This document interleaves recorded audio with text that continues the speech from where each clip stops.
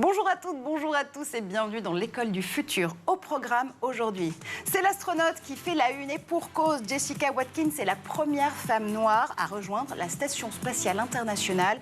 Son parcours impressionnant à seulement 34 ans, c'est à suivre dans notre séquence rôle modèle. C'est un peu un rôle modèle pour moi aussi. Tiens, Gaël Musquet, Gaël, tu as forcément une idée derrière la tech aujourd'hui et tu n'auras jamais aussi bien porté le surnom de pirate des Caraïbes puisque tu nous emmènes à bord de la Red Pearl, ton véhicule pour des démonstrations de cybersécurité justement sur les véhicules ultra connectés. Effectivement, on a cette légende urbaine de la prise de contrôle à distance des véhicules qui est quand même vivace, tenace. L'idée, c'était d'avoir un véhicule de démonstration pour que de 7 à 77 ans, on comprenne les enjeux de la cybersécurité dans les transports.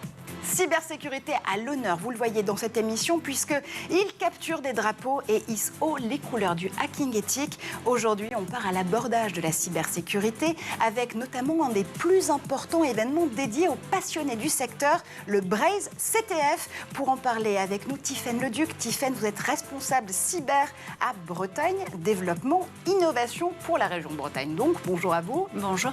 Et puis, Sax, a.k.a. Clément Domingo, je peux aussi vous appeler par votre nom et votre prénom. Vous êtes hacker, cofondateur de Hackers Without Borders. On reviendra sur votre ONG dans un instant. Et puis vous êtes aussi le co-organisateur du Braze CTF, Capture the Flag, en très bon français. Exactement, bonjour Marjorie. Mais d'abord, focus. Et elle vient de marquer l'histoire de l'espace le 28 avril dernier. Première astronaute noire à rejoindre l'ISS, elle a bravé les épreuves depuis son entrée à la NASA il y a 10 ans. Un parcours éclair pour une combattante. Seulement 10% des astronautes sont des femmes encore aujourd'hui. Édouard Deniau dresse son portrait tout de suite. Elle sera peut-être la première femme à marcher sur la Lune. Jessica Watkins n'a que 34 ans et elle a déjà une vie très bien remplie. Née dans le Maryland en mai 1988, elle passe son enfance dans le Colorado avant de partir étudier à Stanford, une prestigieuse université californienne. Là-bas, elle obtient une licence de sciences géologiques et environnementales. Elle poursuit ensuite ses études à UCLA où elle décroche un doctorat en géologie planétaire. Elle effectue ensuite un post-doctorat au California Institute of Technology. En 2012, Jessica Watkins rentre en stage à la NASA et travaille sur Mars Curiosity. Ce programme de recherche vise à déterminer si une vie a un jour été possible sur la planète rouge. 5 ans plus tard, elle fait partie des 13 sélectionnés parmi 18 000 candidats pour rejoindre le groupe d'astronautes 22 de l'Agence spatiale américaine. La petite équipe, composée de 7 hommes et 6 femmes, est inédite dans sa diversité, puisque les femmes ne représentent habituellement que 10% des astronautes. Pendant 2 ans, Jessica Watkins suit un programme de préparation intense aux missions spatiales. Et en décembre 2021, elle annonce sur son compte Instagram son envol pour l'ISS. Elle s'envole à bord de la navette SpaceX Crew 4 le 27 avril dernier. Jessica Watkins devient la première astronaute afro-américaine à rejoindre la Station spatiale internationale. Une étape importante pour la NASA et pour le pays, comme elle l'a déclaré. La jeune femme a également été choisie en décembre 2020 aux côtés de 18 autres astronautes pour faire partie de l'équipe Artemis. Ce programme vise à refaire marcher des hommes et des femmes sur la Lune d'ici 2025, ce qui pourrait faire d'elle la première femme à marcher sur la Lune.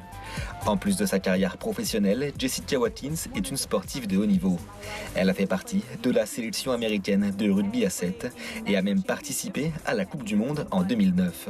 Avec son équipe, elle atteint les demi-finales du mondial et elle termine meilleure marqueuse d'essais de son pays. Et tout de suite, on part à l'abordage de la cybersécurité. On ouvre notre question du jour. Et après 2 sessions ajournées pour cause de pandémie, le Braze CTF était de retour à Rennes cette année. C'était le 1er avril dernier, une 6e édition qui a réuni 500 passionnés au féminin mais aussi au masculin pour mettre les défis cyber au challenge en 12 heures, top chrono. Ce premier CTF, enfin le premier CTF d'ailleurs, a été organisé en 2015, si je ne m'abuse, avec 85 participants. Tiffaine Leduc, vous êtes responsable cyber à Bretagne Développement Innovation pour la région Bretagne. 85 participants il y a 7 ans à peine, 500 aujourd'hui, ça veut dire quoi? Que l'engouement évidemment ne s'arrête plus pour la cybersécurité? Oui, tout à fait. À l'image de l'engouement national et des sujets d'actualité, la cybersécurité a pris un essor absolument colossal ces dernières années, en particulier les 2 dernières années. Et le Braze CTF est né d'une rencontre avec les cofondateurs, dont Sax. Donc on va vous raconter ça en détail. Alors justement, je me tourne vers Sax ou vers Clément Domingo, puisque vous êtes donc non seulement cofondateur de Hackers Without Borders, qui est l'ONG à laquelle on reviendra dans un instant, mais vous co-organisez ce fameux Braze CTF. CTF, ça veut dire Capture the Flag. En bon français, la capture du drapeau, c'est l'exercice phare, l'exercice star pour pouvoir tester les hackers. Aujourd'hui, on se rend compte que beaucoup de sociétés, beaucoup d'États aussi, et de particuliers se mettent là-dessus parce que c'est un des meilleurs moyens pour vraiment expliquer la cybersécurité de manière différente, toujours par contre dans la légalité, donc avec des systèmes qui sont simulés mais très très très proches de la réalité. Et surtout, ça permet un peu à différentes personnes de pouvoir à la fois découvrir des choses et surtout peut-être se révéler des talents et puis avoir une vraie carrière dans la cybersécurité ou se reconvertir. Ouais. Et Gaël, tu es évidemment notre pirate adoré, unique et préféré.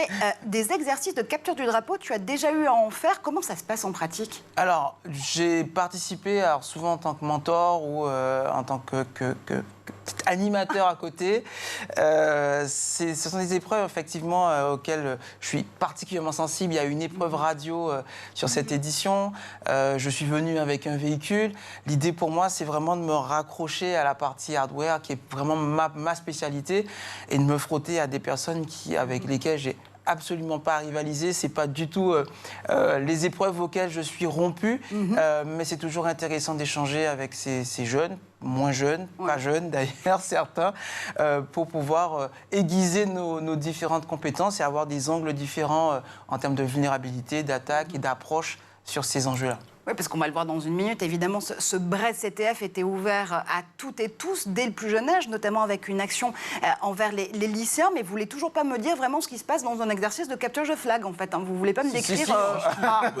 Si, totalement. Donc Clément, là, comment ça se passe ? Si on essaie vraiment de prendre dans la cybersécurité, peut-être aussi rappeler que lorsqu'on parle de cybersécurité, c'est pas loin de plus de 20 métiers, aussi bien offensifs, défensifs, organisationnels. Je pense que Tiffen nous en reparlera beaucoup plus, mais dans un capture de flag, vraiment donc un événement de cybersécurité. Donc on prend typiquement des exercices, donc voilà, vraiment le voir comme des exercices, un peu une espèce de jeu de piste, où le but final, c'est de récupérer un drapeau. Donc le drapeau, ça va être vraiment la preuve de l'intrusion dans le système. Et donc vous allez récupérer ça et venir le soumettre dans une plateforme et donc marquer des points. Donc il y a vraiment aussi ce côté gamification. Forcément aussi, l'idée aussi, c'est de finir sur le podium en effet. Ok, j'ai remporté ça. Et donc typiquement, pour faire très simple, on peut avoir par exemple un site web, par exemple le site de votre banque, et essayer de trouver des vulnérabilités ou comment moi, depuis mon compte, je peux avoir accès à vos données, tout simplement en lecture. Donc en lecture, je vais juste voir le solde de votre compte et a fortiori peut-être en écriture, peut-être le modifier. Donc on va avoir un tout petit peu ce type d'exercice-là dans un événement de capture de flag. Mais on va aussi avoir d'autres choses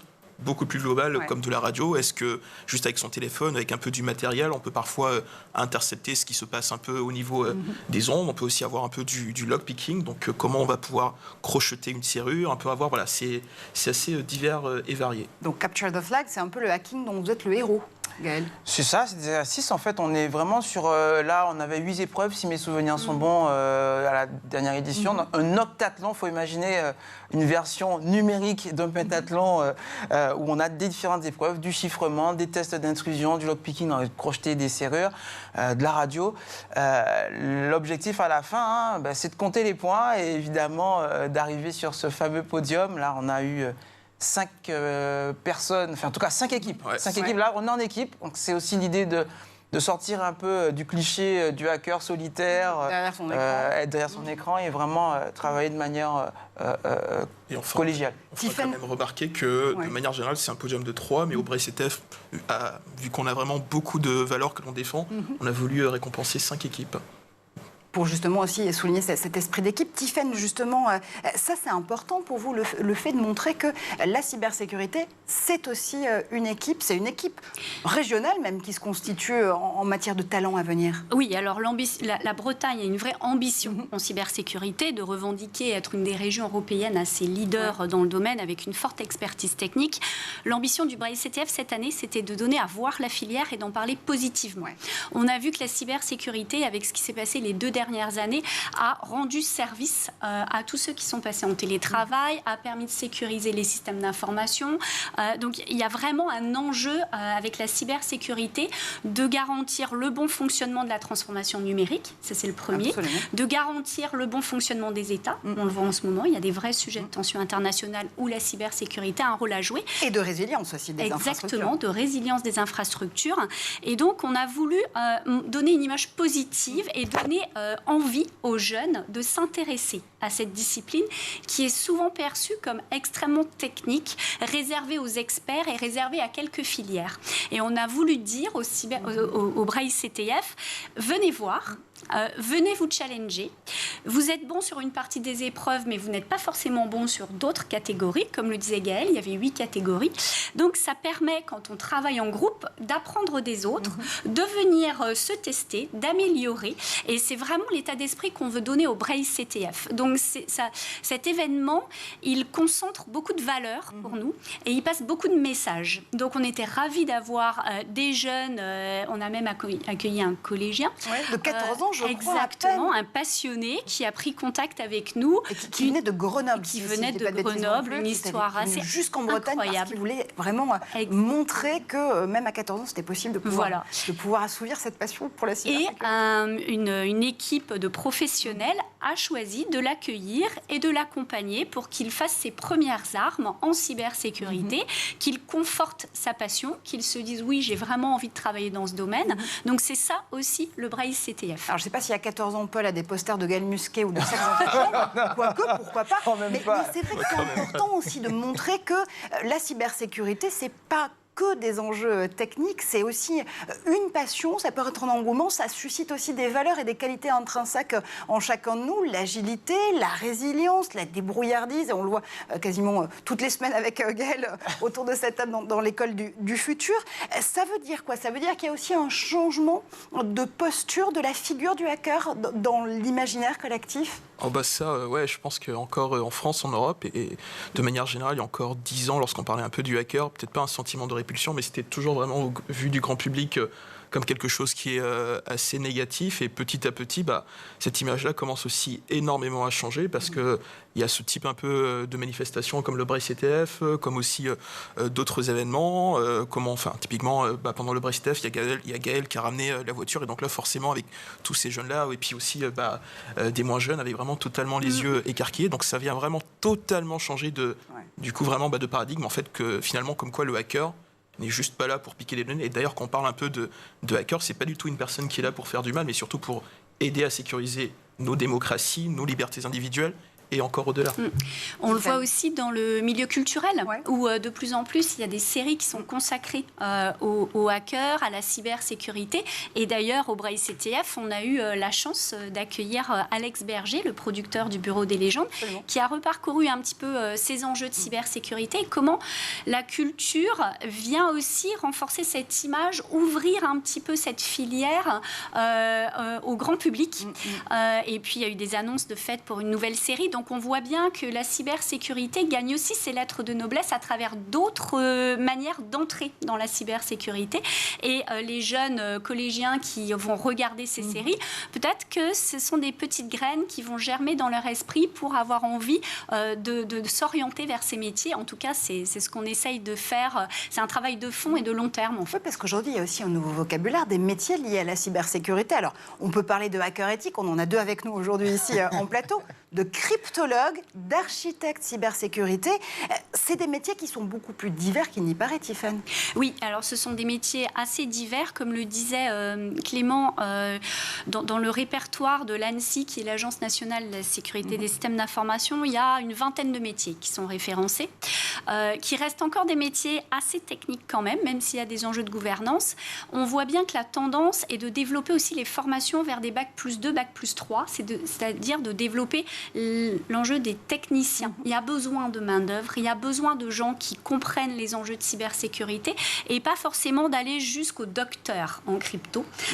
Donc, il y a vraiment un travail qui se fait sur élargir le vivier diversifier les formations, encourager la reconversion.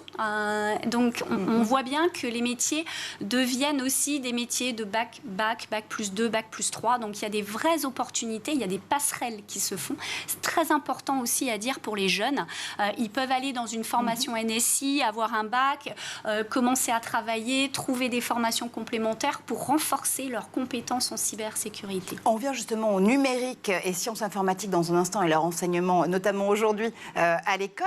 Mais messieurs, vous n'avez pas suivi de formation pour devenir les hackers que vous êtes aujourd'hui. Vous avez beaucoup en fait appris sur le tas. Si je ne me trompe pas, Gaëlle, notamment pour toi. Je connais un peu plus ton parcours que celui de Saxe. Mais, Clément, pour vous, ça s'est passé comment? Il y avait cette envie dès le départ d'aller défier des systèmes de sécurité, d'aller trouver les failles, de s'y confronter, de trouver des solutions aussi, parce que c'est ça avant tout la culture hacker, c'est aller chercher des solutions. Déjà, pour répondre à votre première question, c'est que je suis totalement tombé par hasard là-dessus. Un bon jour, avec un jeu où je me suis rendu compte que je passais peut-être un peu trop de temps. Et donc, c'est comme ça que j'ai commencé à chercher comment coder. Donc, un programme informatique pour gagner beaucoup plus de points d'expérience. Et de fil en aiguille, tomber un peu sur des canaux que les vieux un peu connaîtront, Gaël, entre autres IRC, qui est un peu, on va dire, l'ancêtre, pour faire très, très, très simple, de Messenger ou toutes les messageries là-dessus. Et puis, rencontrer surtout des gens. Et donc, ça, jamais je ne le dirai assez, qui avaient une éthique, et donc là c'est le cas de le dire, une valeur, qui ont un peu su aussi me transmettre ça, et puis après un peu au fur et à mesure rencontrer des personnes. D'ailleurs c'est un peu là que j'ai rencontré aussi Caluche, qui est aussi le co-organisateur avec Tiffen depuis le début du Braille CTF, et petit à petit c'est comme ça que j'ai commencé dans la cybersécurité jusqu'à maintenant. Donc en effet pas du tout de formation, même si aujourd'hui en France on a quand même la chance, et ça aussi il faut le rappeler, d'avoir de plus en plus de formations sur le territoire qui en tout cas, œuvre à former des jeunes gars, des jeunes filles dans tous ces domaines de la cybersécurité. Et tous les territoires, que ce soit le campus cyber à Paris, à La Défense, ou que ce soit aussi, évidemment, des régions, des beaux territoires comme celle de la région Bretagne, c'est important de le dire, parce que les talents de la cyber, ils sont partout. Ils sont absolument partout. La dynamique nationale, on la retrouve en région. Le campus cyber, il est national, mais il y a des antennes territoriales de ce campus. Et l'ambition dans les campus territoriaux, c'est bien de diffuser la cybersécurité, c'est bien d'accompagner la montée en puissance des formations. Donc, comme le disait Clément, il y a déjà beaucoup de formations. Par exemple, en Bretagne, on forme plus de 3500 étudiants tous les ans à la cybersécurité. C'est beaucoup, c'est pas assez. Les besoins sont absolument colossaux. L'ambition nationale, elle est de doubler les emplois dans la filière. Et on voit bien qu'il faut du temps pour former. Donc, c'est une ambition qui va s'orienter sur plusieurs années avant de voir l'effet de la mise en place des différentes formations. C'est pour ça qu'on élargit le vivier et c'est pour ça qu'on développe des formations plus courtes également. Pour pouvoir justement toujours être attentif aussi et agile par rapport aux formations et aux nouveaux enjeux, aux nouvelles menaces aussi cyber qui émergent chaque jour. On parlait justement du campus cyber et de la spécialité numérique et sciences informatiques, NSI, qui est proposée actuellement depuis la réforme du bac justement aux lycéens. Elle peine par contre à séduire cette spécialité NSI, puisque seulement 12% des élèves ont choisi de la suivre depuis les 2 dernières années. Ça veut dire quoi? Qu'il faut populariser cet enseignement du numérique et des sciences informatiques. Il faut dédramatiser aussi, se dire que c'est simple, c'est pas parce qu'on parle de tech qu'on parle forcément de complexité. Oui, totalement. Et d'ailleurs, par rapport à ça, il y a quelques mois de ça aussi, j'ai pris aussi une autre initiative qui est un peu le permis cyber, pour un peu aussi expliquer à nos jeunes, à partir peut-être vraiment du CM2, comment, qu'est-ce qu'un peu l'identité numérique, comment typiquement choisir un bon mot de passe, et surtout commencer un peu à dériver aujourd'hui vers des vrais sujets sociétaux, comme un peu le cyberharcèlement d'ailleurs, où les parents sont totalement largués, où les professeurs aussi sont totalement largués, et puis comment on peut leur expliquer aussi cette culture numérique-là qui est totalement différente de la cybersécurité à l'intérieur. Ouais, c'est vraiment une acculturation à toutes ces questions, Gaëlle, qu'il faut faire et dès le plus jeune âge. Complètement. J'ai eu la chance hier d'avoir, à mon retour des Antilles, 21 petites tornades de CM1, CM2 dans l'observatoire à Vernon. Et des madame, c'est génial. On parlait à la maîtresse, et pris le temps un peu de parler à chacun de ses enfants. Qu'est-ce que tu veux faire comme métier? Et on voit que pour plus de la moitié, le numérique occupent déjà, ça, ils veulent devenir youtubeurs, basketteurs et youtubeurs, footballeurs et youtubeurs. Et pourquoi pas? On se rend compte à quel point ces enfants baignent dans cet univers-là et en rêvent déjà. Et mon métier aujourd'hui, à la fois en tant que papa, mais aussi presque vétéran de la filière. Il le prend très bien, votre retraite de vétéran, la preuve. J'ai le triple de l'âge du plus jeune. Mais tu ne le fais pas du tout. Et ça c'est vraiment tout à ton honneur. C'est génial, en fait, d'avoir ces jeunes et de pouvoir leur montrer, leur parler, leur expliquer, leur montrer concrètement ce que c'est qu'une journée type et qu'on est heureux dans ces filières, qu'on peut être heureux à travailler sur ces sujets qui sont parfois un peu anxiogènes, il faut le dire aussi. Mais notre boulot, c'est aussi de trouver des solutions. Et trouver ces solutions, ça permet aussi d'avoir une carrière qui a plein de sens. Tiffaine, dernier mot avec vous avant de se quitter, le temps d'un zap. Oui, je pense que la notion de modèle est très importante pour inspirer les jeunes. Il faut aussi pouvoir se projeter, avoir des modèles, avoir des référents. Et typiquement, Gaël, comme Saks, joue ce rôle d'ambassadeur de la filière. Il donne à voir, il porte des messages. Et ça permet aux jeunes aussi de se projeter, de se dire, moi aussi, je peux en faire partie, moi aussi, je peux rejoindre cette dynamique. Avoir des modèles, c'est toujours inspirant. Et la filière en a besoin, elle en manquait. Et donc, on voit bien qu'il y a aussi ça qui est en train d'arriver avec des personnes emblématiques de la filière qui peuvent porter ces messages positifs. Et pour emboîter le pas, messieurs, vous avez une hackeuse, rôle modèle à nous citer? Je pense qu'on a la même. Eddie Lamar et Catherine Bell aussi, qui pour moi, ont, avec la radio, beaucoup apporté à tous ces dispositifs qu'on a autour de la table et qu'on utilise au quotidien. Allez, on se quitte. Le temps de faire un tour du côté de la planète tech. Et c'est le moment du zap avec Cheryl Jessica Isengay.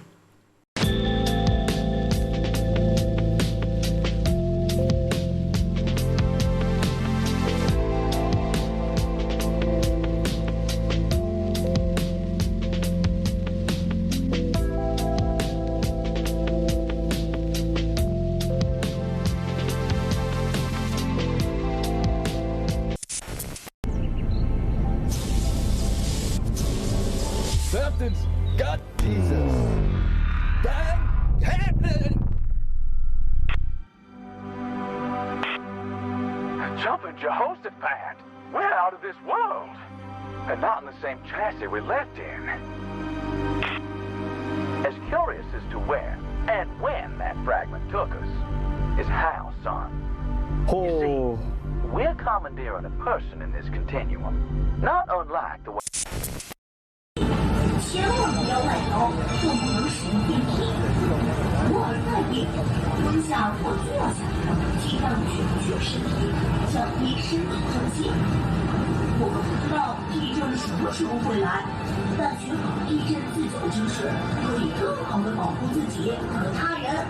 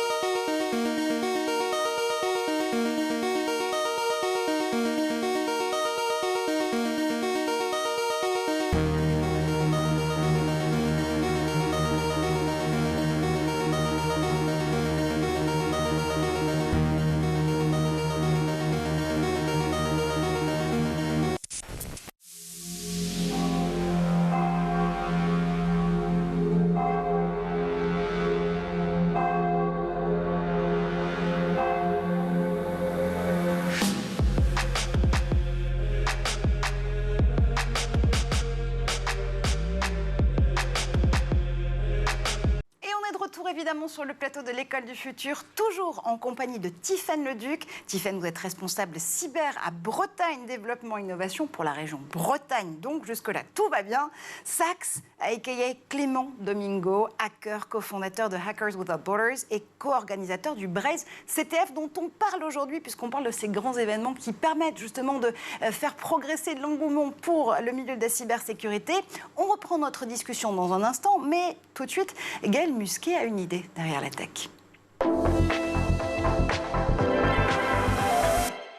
Et Gaël, cette fois-ci, tu t'es installé aux commandes d'un véhicule dont on a déjà beaucoup entendu parler ici dans l'École du Futur. C'est le Red Pearl, un véhicule atelier de cybersécurité. Tout à fait. En fait, au fil des événements auxquels j'ai pu participer, je me suis rendu compte qu'on parlait beaucoup des véhicules autonomes, connectés, etc. Malheureusement, on ne les voit jamais. On ne peut jamais les toucher. C'est un peu frustrant pour un hacker. Et donc, je me suis dit que ça serait intéressant d'avoir un véhicule pour montrer un peu tous les enjeux de la cybersécurité. Alors, effectivement, on a des événements comme le FIC et le Forum international de cybercriminalité. On a les CTF, les hackathons, les barcamps. Tous ces événements où on peut évidemment communiquer, échanger avec nos pairs, avec mes pairs, donc hackers, techniciens, etc. Mais pour le grand public, c'est important en fait qu'on puisse évoquer les différentes opportunités, c'est très important de le dire, comment on peut innover dans ces véhicules connectés autonomes, mais aussi toutes les vulnérabilités que cette innovation amène. Et donc, pour faire mes démonstrations, j'ai 4 angles d'attaque que j'ai déjà évoqués dans des émissions précédentes. Les attaques radio, donc on s'attaque évidemment aux clés de la voiture, aux différents réseaux qui entourent ce véhicule, les attaques logicielles, les attaques électroniques et les attaques sur les données. Alors concrètement, qu'est-ce que tu as installé dans cette Red Pearl qu'on voit justement à l'image pour pouvoir justement jouer avec toutes ces attaques et pouvoir les débusquer? Alors je vais parler de 2 logiciels que j'utilise et qui pour moi permettent d'illustrer de manière très concrète en fait les enjeux mais aussi les opportunités. Je vais commencer par l'infotainment. En fait, c'est toute la partie qui traite de l'information pour le conducteur, à quelle vitesse il roule, le divertissement, la radio, la musique, les interactions avec le téléphone, etc. Sur cette brique-là, on a un logiciel libre qui s'appelle Automotive Grade Linux. Alors, une des forces d'Android et d'iOS, c'est d'avoir à la fois un système d'exploitation sur nos téléphones qui est entouré d'un nombre important d'applications, un vrai écosystème qui a fait le succès de ces 2 plateformes qui sont aujourd'hui incontournables dans le milieu de la téléphonie mobile.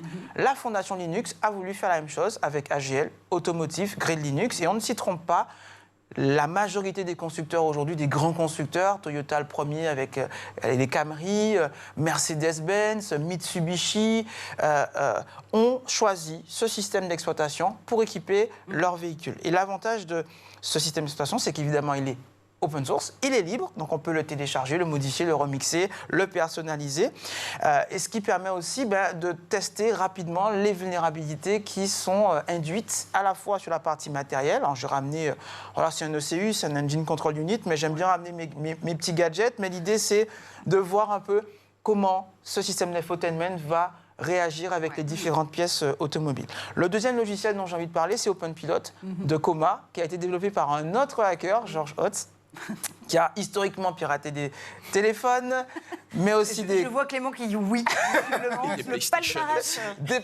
des consoles de jeux, tout à fait. Il s'est attaqué aux véhicules, mais de manière communautaire, encore une fois. Donc un logiciel libre qui permet de piloter des véhicules, de les rendre autonomes en seconde monte. Donc le véhicule à la base, le Red Pearl, Toyota CHR, n'est pas autonome. Mais avec ce logiciel et un peu de matériel, comme ce pilote automatique, c'est un téléphone qu'on va connecter avec un port USB à la moelle épinière de la voiture. On va peur, je vais peut-être le connecter à ta moelle épinière. Non, je ne suis pas très fan encore. Gaël est en plus biohacker. Biohacker, exact.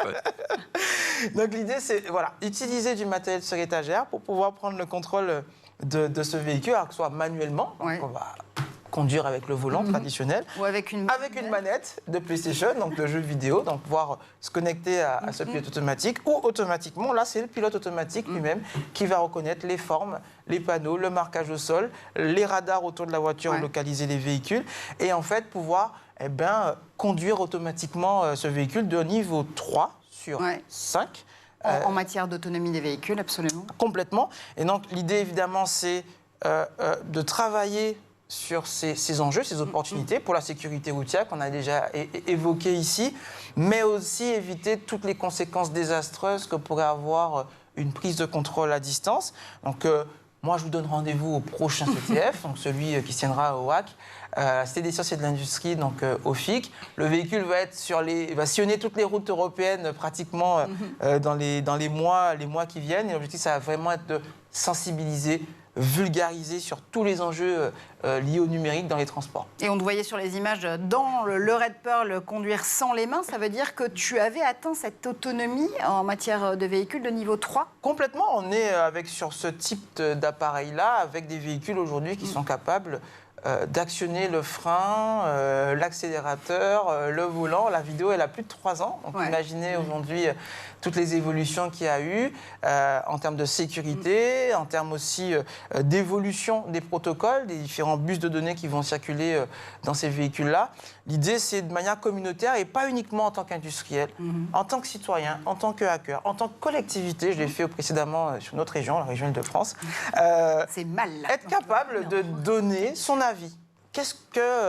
Quelle est l'image d'un véhicule idéal, connecté, autonome, en région Bretagne, que nos collectivités, on parle beaucoup de régulation, que nos collectivités aussi aient leur mot à dire sur ces différents enjeux. Et c'est important à plus d'un titre, justement, cet exemple avec les véhicules connectés et la façon de pouvoir tester leurs vulnérabilités, les anticiper pour mieux patcher ensuite et justement trouver des solutions pour éviter que la fantasmagorie du véhicule autonome dont un dangereux hacker prendrait le pouvoir ne soit réalité. C'est un des exemples, qu'on en parlait tout à l'heure, d'incarnation, d'illustration de ce qu'est la cybersécurité, qui a le mieux marché, par exemple, à Rennes, il y a quelques jours, avec Gaëlle. Ça a très bien marché, je vous avoue. Effectivement, Gaëlle a reçu les lycéens, puisque pour la première fois, on avait aussi choisi au Braille CTF, justement, de ne pas rester entre soi, mais d'ouvrir et d'inviter des lycéens avec leurs professeurs à venir découvrir le domaine et ses représentants emblématiques. Donc le véhicule était présent et Gaëlle a fait des démonstrations, leur a expliqué justement tout ce qu'il vient de décrire pour qu'ils puissent se projeter aussi dans la vie réelle en fait de tous les jours et sentir qu'il y a un lien. C'est pas quelque chose d'éthéré et qui n'a pas de lien avec la réalité, c'est aussi le quotidien. Et la notion d'acceptation aussi, elle est très importante. On comprend mieux quand on accepte mieux quand on comprend. Donc c'est ce travail pédagogique qui est fait auprès des lycéens et qu'on espère ouvrir aux collégiens pour la prochaine édition, ça fait vraiment partie des enjeux de fond. Et Clément, ça nous rappelle évidemment qu'il y a une règle basique en matière de cybersécurité, plus on est connecté, plus on est piratable. Ah bah ça commence à être un peu le gros souci, surtout là ce qu'on va appeler un peu la surface d'attaque. D'ailleurs, Gaëlle a bien montré au niveau de la Red Pearl. Ce qui est surtout intéressant et que je voulais un peu préciser, c'est que là, peut-être aussi que beaucoup de gens se disent que c'est une voiture, moi j'ai pas du tout les compétences. Et ce qui est d'ailleurs, on l'a vu, il y a énormément de vecteurs d'attaque, aussi bien si on est un peu spécialiste de la radio, des données, de tout ça. En fait, chacun a vraiment son mot à dire et surtout sa manière de voir les choses. Comment je vais finalement attaquer ce véhicule-là, le mettre en porte-à-faux. Ça peut aussi être finalement chez soi, on a de plus en plus, en tout cas les personnes qui sont un peu plus dans ce 21e siècle, du coup, de la domotique chez soi. Donc ça donne aussi énormément de données et comment finalement les outils du quotidien qu'on va utiliser, que ce soit vraiment pour nos enfants, pour nos parents et autres, comment aussi ces objets-là, on va, nous, à différents niveaux, venir en fait les sécuriser pour apporter beaucoup plus de confiance dans leur utilisation.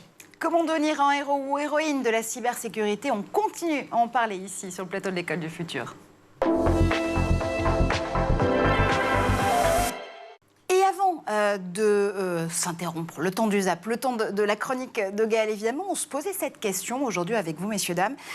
Il y a cette spécialité qui est proposée au lycée, qui s'appelle Numérique et Sciences Informatiques, NSI.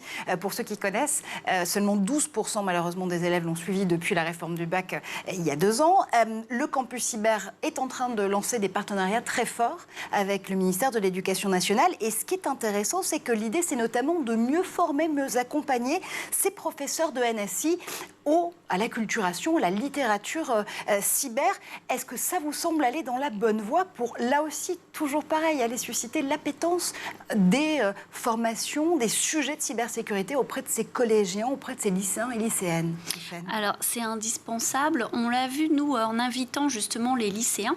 On a envoyé l'invitation à plusieurs établissements en direct. En fait, on a agi cette année sur un terme qui était assez court, donc on a pris contact directement avec les lycées. Et en fait, certains professeurs n'ont pas répondu. Et on voit bien que c'est aussi ce sujet d'être acculturé soi-même, d'être sensible au sujet. Et très curieusement, ceux qui ont répondu ne sont pas tous des profs de NSI. Parfois, ce sont des profs de techno, des profs de maths qui sentent que le sujet est intéressant, ont envie d'emmener leurs élèves s'intéresser au domaine. Et donc, on a observé que finalement, la voix NSI n'était pas forcément celle qui répondait, probablement parce que celui qui représentait cette filière, de son côté, n'était pas forcément très sensible à ces sujets de cybersécurité. Donc, c'est une bonne voie d'aller vers le renforcement de l'acculturation des formations NSI, mais peut-être plus largement aussi. Comme le disait Clément, on passe des permis cyber, on apprend aux jeunes à se doter de bonnes pratiques informatiques, d'une hygiène informatique. Donc, il faut que ce soit un petit peu plus large. Il faut que ce vernis, je dirais, de cybersécurité, il soit diffusé auprès des professeurs largement. Beaucoup d'élèves maintenant utilisent leur tablette en cours. Donc ça, c'est pas que de la NSI, c'est pas que dans la filière NSI. Donc il faut un travail de fond pour vraiment acculturer l'ensemble des professeurs à au moins des bonnes pratiques d'hygiène informatique. Et il y a toujours cette dichotomie entre le numérique outil et le numérique objet d'étude. Donc en effet, passer ce permis cyber pour mieux savoir comment au quotidien mieux utiliser ses propres appareils connectés et dans sa vie de toutes les façons numériques, comment pouvoir se défendre, pouvoir adopter les bonnes pratiques là aussi. Et puis il y a la façon dont on va pouvoir finalement se rendre compte que c'est tout un tas de sujets, de formations, de métiers à venir. Cet enseignement, il peut créer des vocations bien avant le bac, Clément.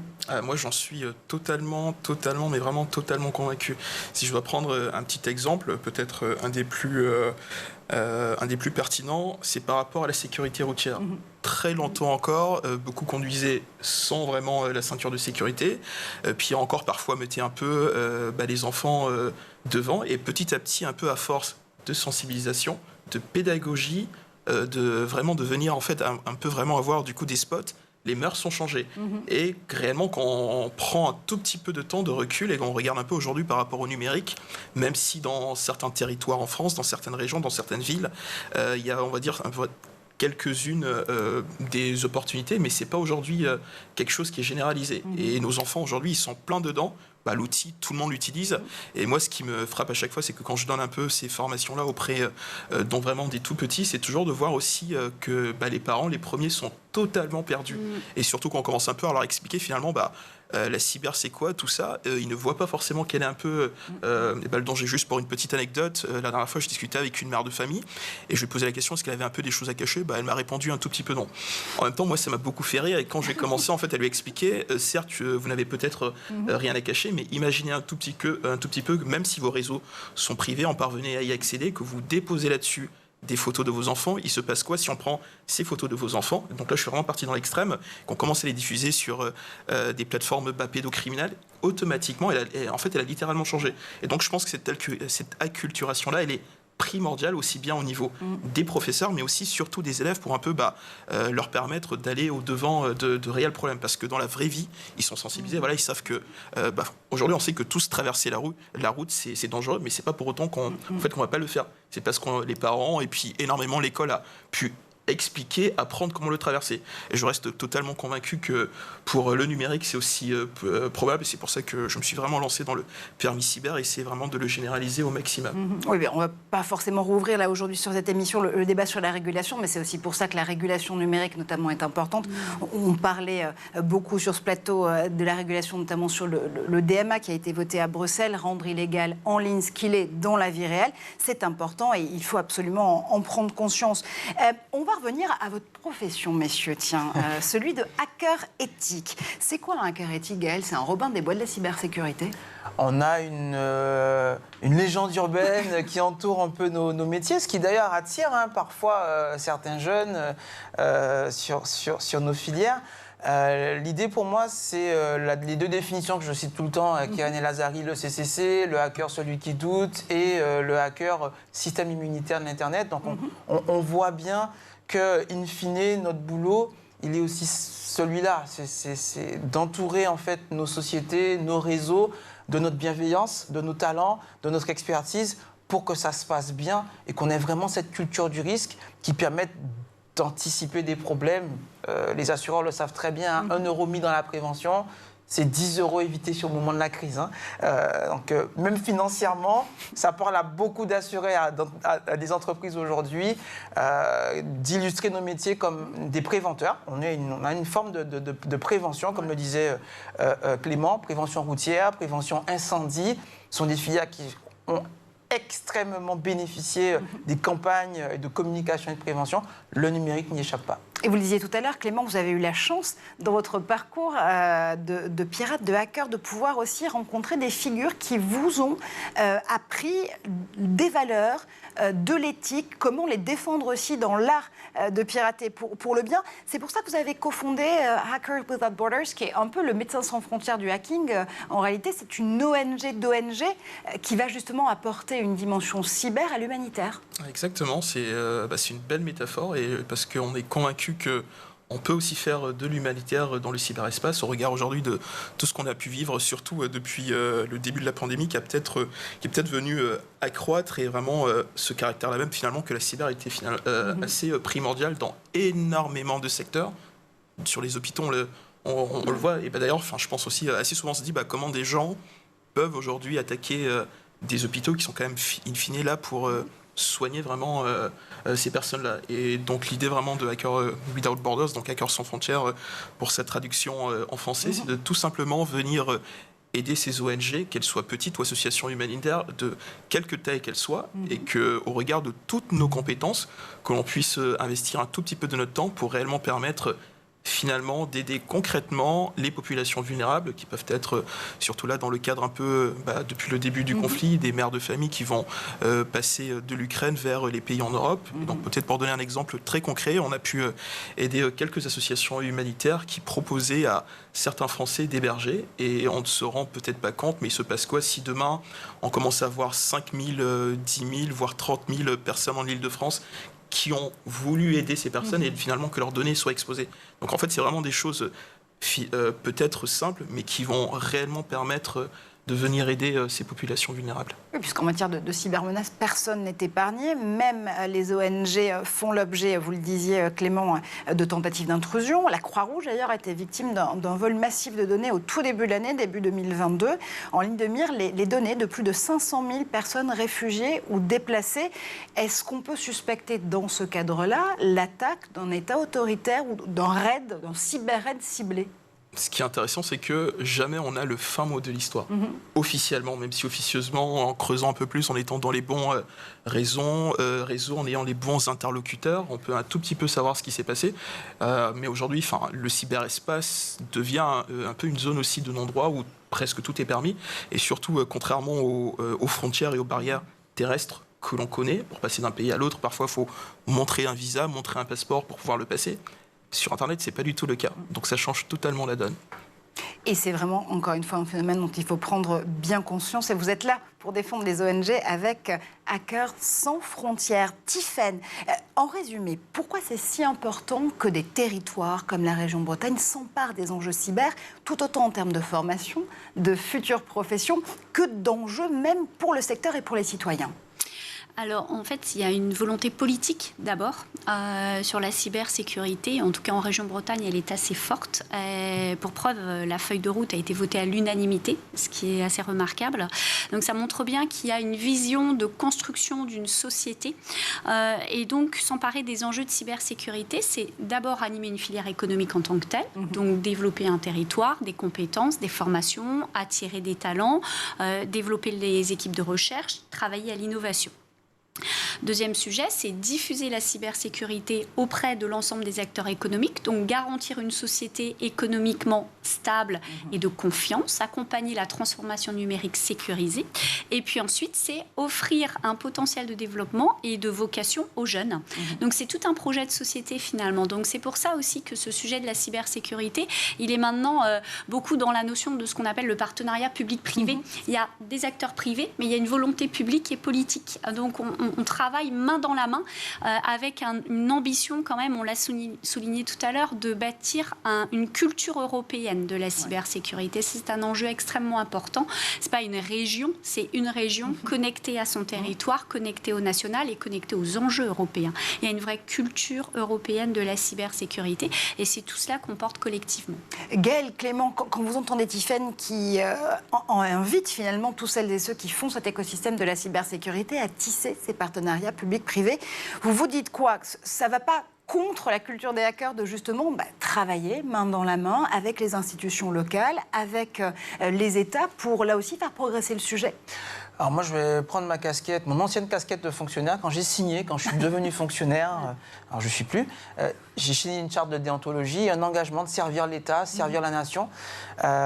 Pour moi, il n'y a pas d'incompatibilité, bien au contraire, on sert l'intérêt général. L'intérêt général, in fine, c'est faire en sorte que nos enfants, nos institutions, nos infrastructures, elles soient résilientes. Et donc, qu'une région politiquement, économiquement, au niveau de ses ressources humaines, mettre à disposition des locaux, le couvent des Jacobins, c'est un super lieu pour tenir un événement comme celui-là. Ce sont des équipes qui se mobilisent au quotidien sur des événements. C'est fatigant, mais ça participe aussi de l'animation humaine. On a des technologies qui sont belles. Encore une fois, je suis le premier technophile, mais il faut que tout ça soit au service de l'homme, au service de l'être humain. Oh là là, mais on termine cette émission en beauté avec toi, Gaëlle. Merci infiniment. Merci, évidemment, Sax, Clément, Domingo, d'être passé par le plateau de l'École du Futur. Merci, Tiffaine Leduc, d'être venue de Rennes pour pouvoir nous parler de ce BREZ CTF. Merci, comme toujours, Gaëlle Musquet. On se retrouve sur tous les réseaux sociaux avec le hashtag l'École du Futur et le handle School TV. Et dès demain, en plateau.